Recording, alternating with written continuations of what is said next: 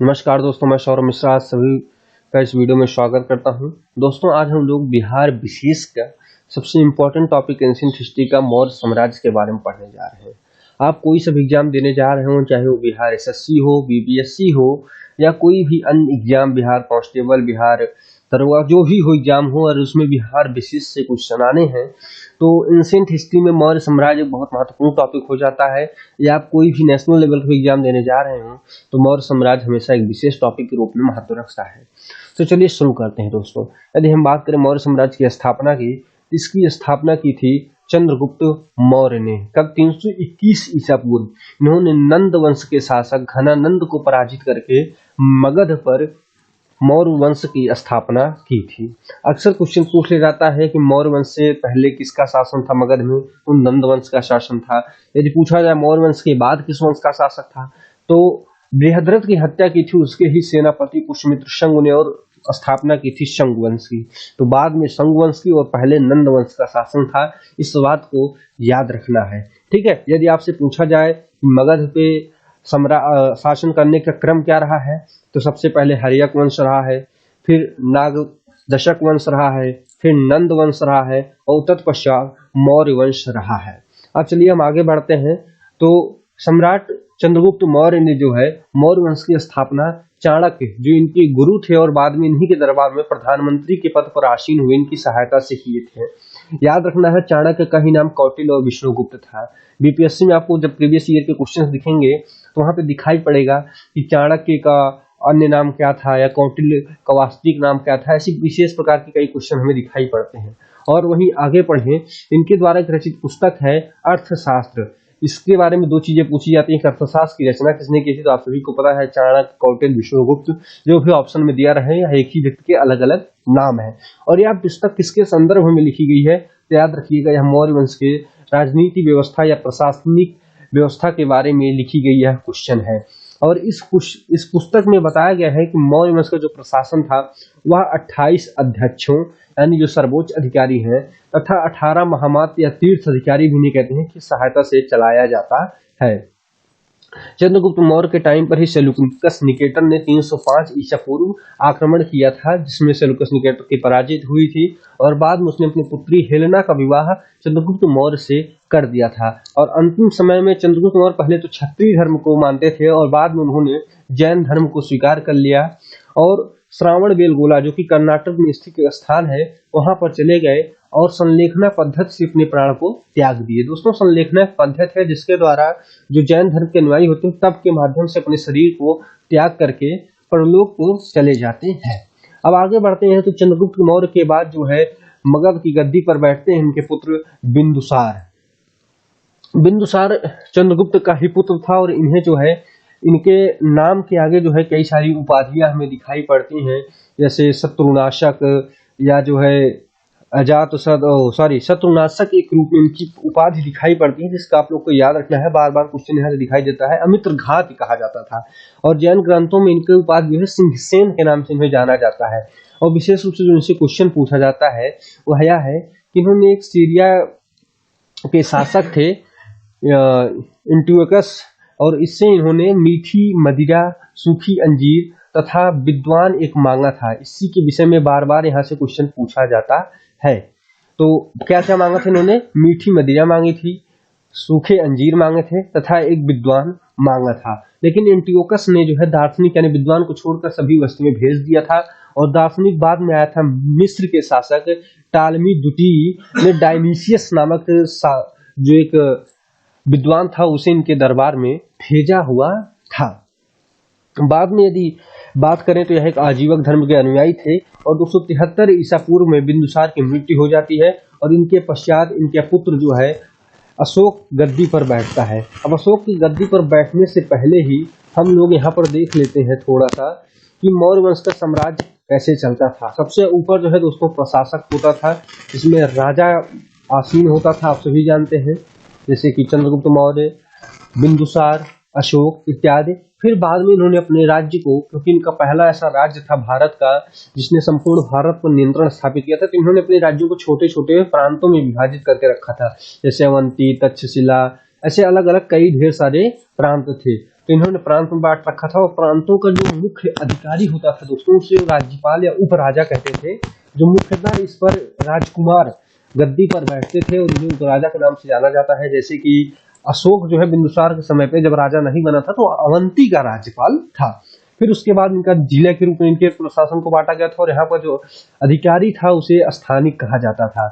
फिर उन्होंने 800 गांव समूहों में बांटा था, 400 गांव समूहों में बांटा था जिसे द्रोणमुख कहा जाता था, 200 गांव समूहों को खरवाटिक कहा जाता था, 100 ग्राम समूहों को संग्रहण तथा ग्राम को जो है ग्रामिक या ग्राम प्रधान कहा जाता था। अब वहीं आगे बात करें तो अशोक आता है जो इस वंश का सबसे महत्वपूर्ण शासक था। इसका शासनकाल दोस्तों जो है 273 ईसा पूर्व से लेकर के 232 ईसा पूर्व माना जाता है। चूंकि पद तो 273 ईसा पूर्व में खाली हो गया था, लेकिन यह जो अपनी गद्दी पर या इनका राज्याभिषेक जो हुआ था यह 269 ईसा पूर्व के आसपास हुआ था। और ऐसा माना जाता है कि अशोक 3 वर्ष तक आपसी गृह युद्ध में परेशान था और कई जैन ग्रंथों में ऐसा उल्लेख मिलता है कि अशोक ने अपने ही 99 भाइयों की हत्या करके गद्दी पर आसीन हुआ था। अशोक से अक्सर क्वेश्चन पूछा जाता है कि इनका नाम कहाँ पे क्या क्या उल्लेख है दोस्तों। जैसे कि देवा नाम प्रियदर्शी या देवा नाम प्रियदर्शी के नाम से जाना जाता है और इसका यह जो नाम है इनका यह गुर्जरा अभिलेख में दिखाई पड़ता है। वहीं अगर हम पूछा जाए उनसे कि अशोक नाम कहाँ पे दिखाई पड़ता है, अशोक नाम मास्की तथा गुर्जरा अभिलेख में दिखाई पड़ता है। और अशोक मौर्य तो रुद्रदामन की जूनागढ़ अभिलेख में इनका नाम अशोक मौर्य के रूप में जो है अंकित किया गया है। और अशोक वर्धन जो नाम है दोस्तों इन पुराणों में प्रयोग किया गया है। इनका क्या नाम रखा गया पुराणों में, अशोक वर्धन किया गया है। और प्रियदर्शी राजा यानी प्रियदर्शी राजा यानी कि कहें कि जनता का प्रिय जो राजा था, यह उल्लेख जो इनके द्वारा ही नर्मद बरार गुहा लेख में लिखा गया है। अब हम बात करते हैं अशोक के जीवन की सबसे महत्वपूर्ण घटना है जिसे माना जाता है कि इसने अशोक का ही नहीं अपितु पूरे मौर्य साम्राज्य के भविष्य को बदल दिया। वह है दोस्तों कलिंग युद्ध या कलिंग विजय। जब अशोक अपनी गद्दी पर बैठता है 269 ईसा पूर्व, उसके 9वें वर्ष यह युद्ध होता है यानी 261 ईसा पूर्व में यह युद्ध होता है। और ऐसा माना जाता है कि यहाँ पर 1 लाख से अधिक लोगों की हत्याएं की गई। जिसको देख करके अशोक का हृदय जो है पानी पानी हो जाता है और उसे बहुत सारे पछतावा होता है। जिसके बाद वह युद्ध नीति को त्याग देता है तथा बौद्ध धर्म को अपना लिया जाता है। बार बार क्वेश्चन आपसे पूछा जाता है कि बौद्ध धर्म की शिक्षा अशोक ने किसके अंतर्गत ली थी। दोस्तों याद रखिए उपगुप्त से दीक्षा लेकर इसने बौद्ध धर्म को अपनाया था तथा बौद्ध धर्म की तीसरी संगति का आयोजन किया था। आप सभी को पता होगा कि टोटल 4 बौद्ध संगतियां आयोजित की गई थी। पहली थी 483 ईसा पूर्व में, जिसे अजातशत्रु के द्वारा किया गया था और यह राजगृह में आयोजित की गई थी और इसमें विनय पिटक तथा सुत्त पिटक की रचना की गई थी। और याद रखना है कई बार रचनाकार पूछ लिया जाता है तो ट्रिक बता रहा हूँ आपको, याद रखना है विनय का सुत आनंद और उपाली, यानी विनय पिटक की रचना किसने की थी दोस्तों, तो उपाली ने किया था, ठीक। और सुत्त पिटक की रचना किसने की थी, तो आनंद ने किया था, ठीक है। आगे बढ़े तो यदि हमसे पूछा जाए क्वेश्चन कि कलिंग युद्ध का उल्लेख जो है कैसरे अभिलेख में दिखाई पड़ता है, तो कलिंग युद्ध का अभिलेख का वर्णन जो हमें 13वें अभिलेख में दिखाई पड़ता है।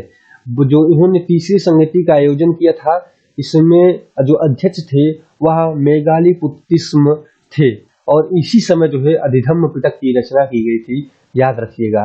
यानी जो विनय पिटक है और सुत्त पिटक है इसकी रचना पहली बार की गई थी, जो पहली संगति आयोजित हुई थी जो अजातशत्रु के समय पर 483 ईसा पूर्व में हुई थी। और जो अधिधम्म पिटक है वह बौद्ध संगति की तीसरी संगति में रचित की गई थी और यह दोस्तों अशोक के समय में किया गया था। दूसरी बौद्ध संगति का आयोजन 383 ईसा पूर्व कालाशोक के द्वारा किया जाता है जो कि वैशाली में होती है। और चौथी जो है वह 102 ईस्वी में कुंडलवन यानी कश्मीर में आयोजित की जाती है कनिष्क के द्वारा, जिसे हम आगे पढ़ेंगे। यहाँ पे हमने आपको 4 संगति बता दी।